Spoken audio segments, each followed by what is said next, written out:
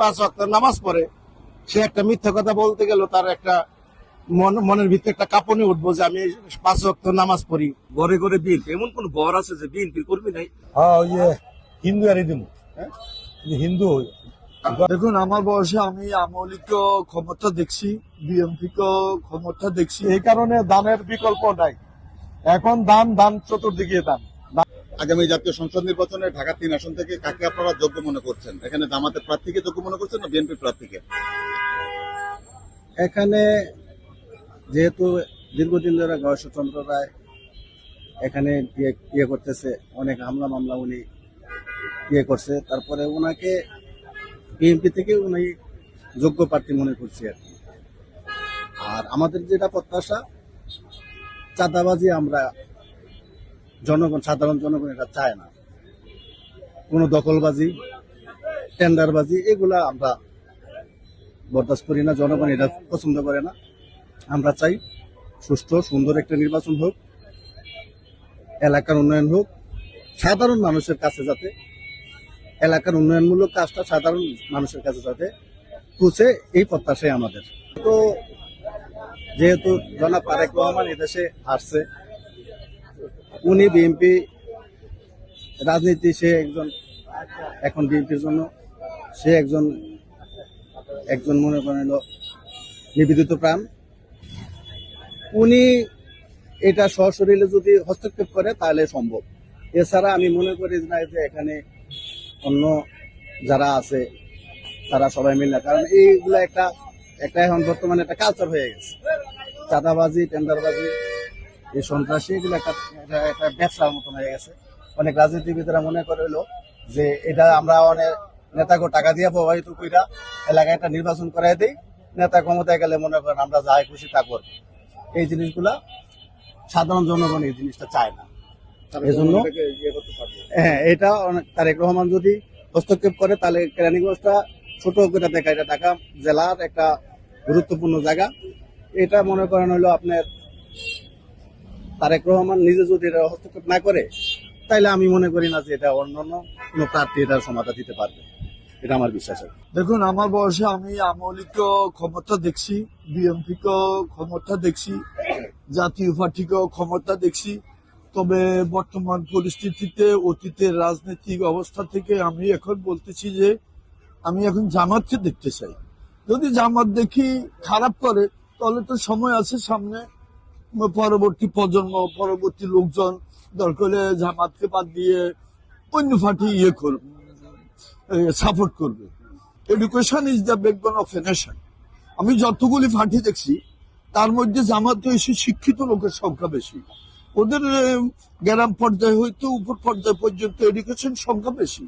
অতএব আমি এডুকেশন এবং আপনার ইসলামিক মাইন্ডে, ইসলামিক একটা দল যদি না হয় তবু ওদের কিছু ইসলামিক সাপোর্ট আছে, ইসলামিক দল সাপোর্ট অনুযায়ী আমি ওদেরকে পছন্দ করি। ওরা আসুক, আমরা একটু দেখি কি অবস্থা।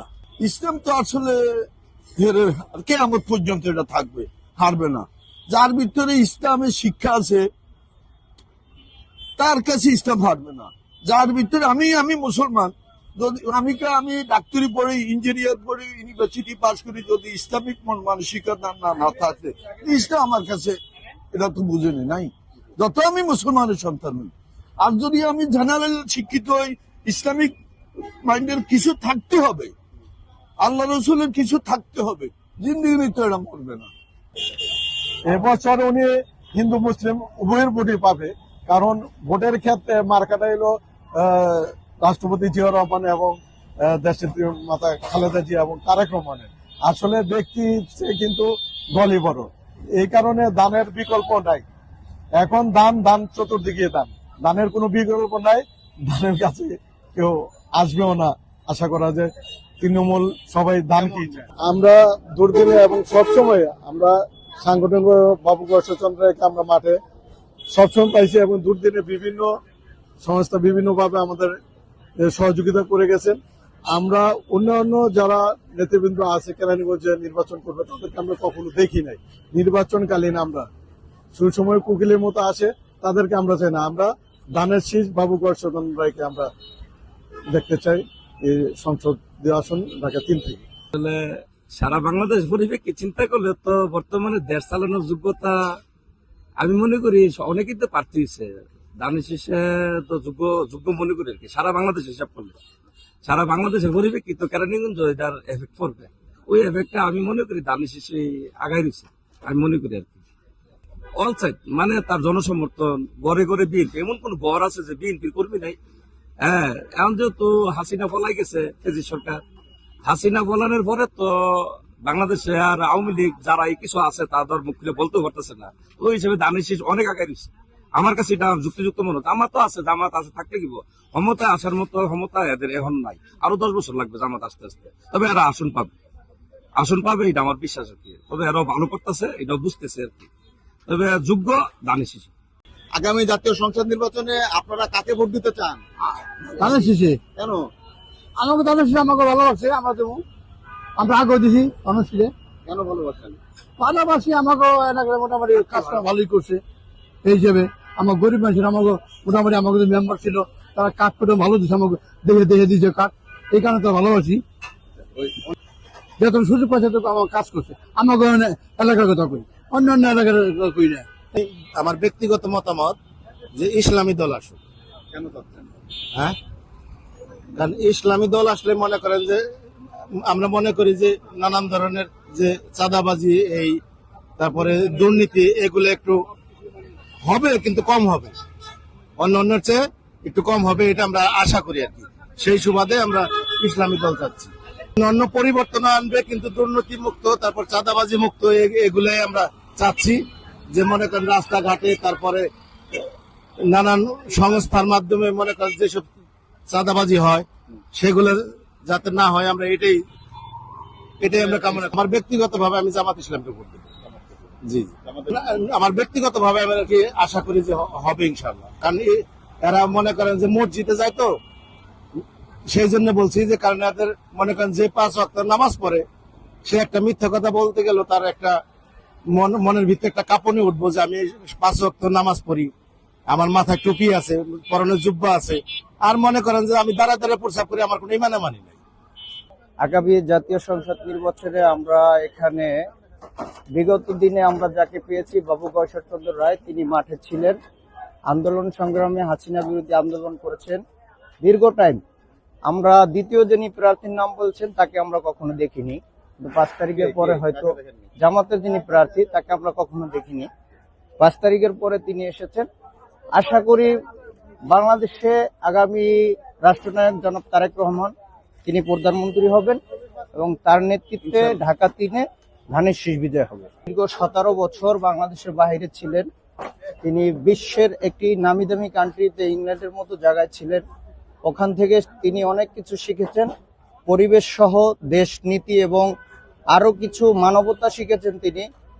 বিগত দিনে আমরা তার উপস্থিতিতে বাংলাদেশের অনেক রাজনীতিবিদ সহ বিভিন্ন মিটিং হয়েছে। আজকেও আমি যতটুকু জানি সাংবাদিকের সাথে তার একটা মিটিং হয়েছে, সেখানে তিনি যথেষ্ট সুন্দরভাবে আগামী দেশকে কিভাবে গড়া যায় সকল রাজনৈতিক দল নিয়ে তার চিন্তা ভাবনা রয়েছে এবং আগামী দিনে বিরোধী দল সহ সকলকে পার্লামেন্টে নিয়ে আইন পাশ করার মতো ক্ষমতা তারেক রহমানের আছে এবং তিনি সেটা করবেন বলে আমার বিশ্বাস। এখানে তো বিএনপির ফিল্ডটা একটু ভালো দেখাচ্ছে, জামাত ইসলামের ফিল্ডটা খুব একটা বেশি ভালো দেখাচ্ছে না। কেন? এটা তো কারণ জানি না, কারণ বিএনপি প্রচারণাটা একটু বেশি আর জামাতের প্রচারণাটা অনেকটাই কম। এখানে সম্ভবত প্রচারণা কমের কারণে মনে হয় বিএনপি, আর তাছাড়া বিএনপি কেরানীগঞ্জে বিএনপিরই ঘাঁটি আগের থেকেই। কেমন প্রতিদ্বন্দ্বিতা কেমন হতে পারে জামাতের সঙ্গে বিএনপির? না, 73-13। জনপ্রিয়তা এগিয়ে রয়েছে বিএনপি প্রার্থী। জি, বিএনপি প্রার্থী এগিয়ে রয়েছে। এখন আমরা ডিসিশন নিতে পারতাছি না, এখন সামনে দিয়ে দেখি কি করা যায়। আমরা সব দলই তো দেখছি, সামনে চিন্তা ভাবনা আছে যে জামাত ইসলাম কিছু আশা করা যায় যে জামাত ইসলামকে যে আসতে পারে ক্ষমতায়। আর দোয়া করি, এমনকি আমার বোধহয় জামাত ইসলাম নাইতে পারবে কোনো গ্যারান্টি নাই। দোয়া করি জামাত ইসলাম আসুক, উনি দেশের জন্য কি করতে পারে। জামাত ইসলামের 1-2 কারণ ভালো হবে, অর্থনৈতিক ভালো হবে, দুর্নীতিটা কম হবে, এটুকু আশা করা যায়। আর কোনো কিছু আমি তো বুঝি ইসলাম ধর্ম হিসাবে জামাতে ইসলাম আইলে ভালো হয়। কেন ভালো হয়? ভালো হয় যে দেশ সবই তো দেখলাম আমরা, কে কি রকম চালাইলো, কে কিভাবে চললো, সবই তো দেখলাম। মানে এটা দেখা হয় না, এটার ব্যাপারে আর কি যদি আইতো দেখতাম। আবার কিরকম চালায় দেশ এই ব্যাপারে দেখতে চাই। বাবু গয়েশ্বরচন্দ্র রায় কেন তার মতো নিষ্ঠা আর সততা নিয়ে কাজ করতেছে এলাকায়, এটা দেখেই আমরা প্রভাবিত। আমাদের দরকার দক্ষ লিডার, এই দক্ষ লিডারের সেই আমাদের চোখে। চাঁদাবাজি, উন্নয়ন, মানুষের পরিস্থিতি, চাঁদা মুক্ত থাকতে হবে। আমরা জানি এখানে ম্যাক্সিমাম ভোটার মুসলিম, সেক্ষেত্রে একজন হিন্দু প্রার্থী মুসলিম ভোট কেমন পেতে পারে? মুসলিম ভোটের বিষয়টা না, বিষয়টা হলো যে আপনার প্রার্থী যদি দলমত নিয়ে করে, আমাদের আর কি দেখা যেতে হবে যে নিষ্ঠা থাকতে হবে। আমরা যোগ্য মনে করছি বসুচন্দ্র বাবুকে। উনি দীর্ঘদিন ধরে ধানের শীষে উনি মানে ওনার অনেক শ্রম দিয়েছে ধানের শীষের জন্য। তো আমরাও দেখতেছি যে ধানের শীষ এবার আসলে দেশটা ভালো হবে, কারণ তারেক রহমান বিগত দিন উনি যে কার্যকলাপগুলো ছিল এখন ইনশাল্লাহ উনি ভালো করবে। আগামী জাতীয় সংসদ নির্বাচনে ঢাকা 3 আসন থেকে কাকে যোগ্য মনে করছেন আপনারা? এখানে বিএনপির মনোনীত রয়েছে বাবু গয়েশ্বর রায়, শাহিনুল ইসলাম রয়েছে জামাতের মনোনীত, সেক্ষেত্রে কাকে মনে? হ্যাঁ, ওই যে হিন্দু আর দিন হিন্দু কেন দেবেন? এটা ভালো লাগে, কি কারণে ভালো লাগে তাকে আপনার? এদিক দিয়ে হেল্প করা মানুষের। হ্যাঁ, দিনরা ফেরিঘাটে আসে, মাঝে মাঝে আসে। দেখা করে আপনাদের সঙ্গে? জি জি। দেখতে কেমন? দেখতে ভালো না, আমার কাছে ভালো, এরপরে বাকিটা কয়ে পারি না। যে আমাদের এই আসন বাবু গয়েশ্বর আর কি আমরা যোগ্য মনে করছি। কেন করতেছেন? যে সে যে দীর্ঘদিন রাজপথে ছিল, অনেক হামলা মামলার অনেক আসামি হয়েছেন, মারামারি কাটাকাটি অনেক কিছু হয়েছে, তার কারণেই আমরা তারই চাই। জি, সেটা হচ্ছে সে আসলে উন্নয়ন করবে, যে রাস্তাঘাট যে যানজট আছে এগুলো, আর এখন চাঁদাবাজি মামলা হামলা যেগুলো বন্ধ হয়ে যাবে, এটাই আমরা আশা ভরসা করতে পারছি।